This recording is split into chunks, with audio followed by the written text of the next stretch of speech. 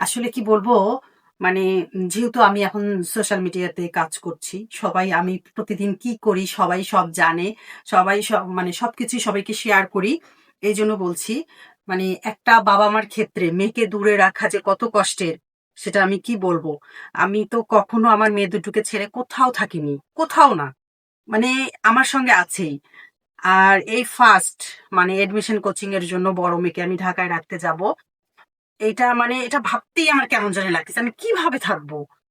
আসলে আমি জানি না। আমি কি করব আমি নিজেও জানি না।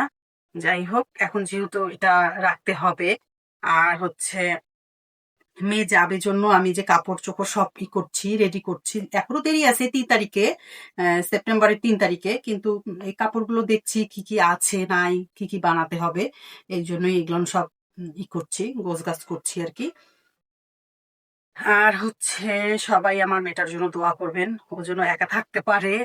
আর হচ্ছে যেহেতু মানে কোচিং এর জন্য তাকে তো থাকতে হবেই। এখন আবার অনেকেই ভাবতে পারেন যে হচ্ছে মেয়েকে কোচিং এ পাঠাবে এটা আবার বলতে হয় বা কিছু।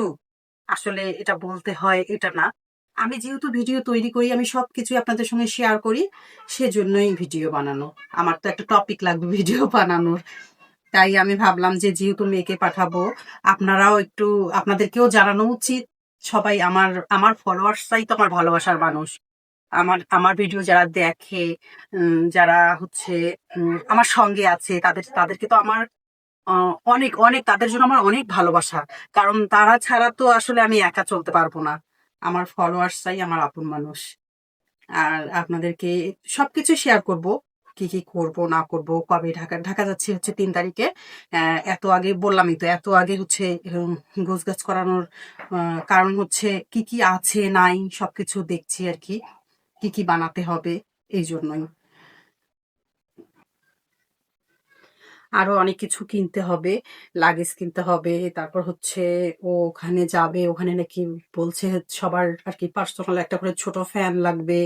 তারপর ঝুড়ি-টুড়ি মানে অনেক কিছু জিনিসই কিনতে হবে। যাই হোক সবকিছু তো আমি কিনবো, আপনাদের সঙ্গে শেয়ার করব। আমার যেহেতু এখন এটাই কাজ, আমি এটাকেই কাজ হিসেবে নিয়েছি। এটা আপনারা কে কিভাবে নিবেন সেটা আপনাদের ব্যাপার। তবে আমি এটাকে কাজ হিসেবে নিয়েছি, তাই আমি সবকিছু আপনাদের সঙ্গে শেয়ার করি। আপনারা আমার জন্য দোয়া করবেন, আমার পাশে থাকবেন। আপনারাই আমার ভালোবাসার মানুষ। আমি আসলে বুঝতেছি না ফেসবুক মামা আমাকে কেন এতদিন আটকায় রাখছে আরকি। যাই হোক, এর এর মাঝে আমারও অনেক ভুল ছিল। এই ভুলগুলোর জন্যই হয়তোবা আমি পিছায় আছি। আমি সবকিছুই আপনাদের সঙ্গে শেয়ার করব। কারণ আপনারা যদি কাজ করতে যান ফেসবুকে, কেউ কারো না কারো মাধ্যমে উৎসাহ পায়, কাজ করে।